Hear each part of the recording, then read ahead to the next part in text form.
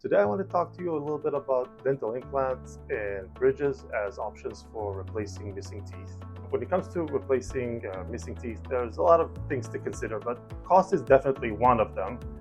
And the assumption is that dental bridges are cheaper than implants. So the patient is missing this tooth and the middle one here, and it uses this bridge.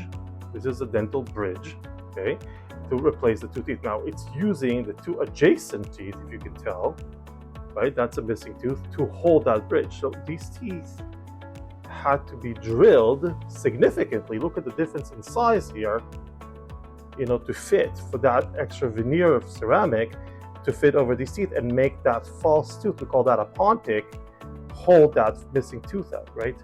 And so in a dental implant is something quite different. It's a high-tech dental device that's implanted into your jawbone surgically, very precisely, using technology that we'll talk about in another day. And you can see it here, it's sort of a mock-up.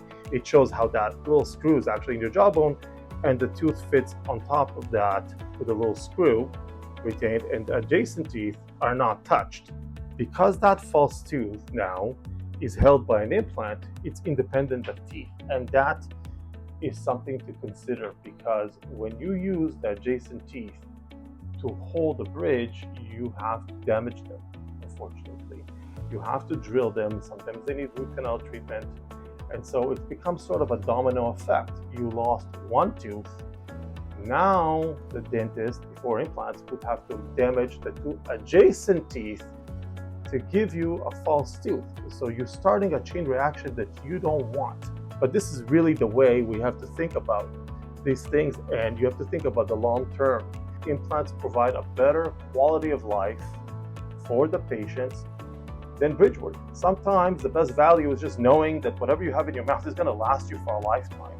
And that's something that's hard to measure. So I really wanted to bring this point forward to explain, that though bridges are legitimate, when the patient is able and has enough bone and is healthy enough, we definitely prefer implants. And our practice is quite focused in helping people replace broken teeth with dental implants. That's what we do here, and I'm going to spend some more time doing videos explaining technology and how we get these things done very effectively, safely, and with very little discomfort and pain for the patients. Thanks very much. Thanks for joining me. See you next time.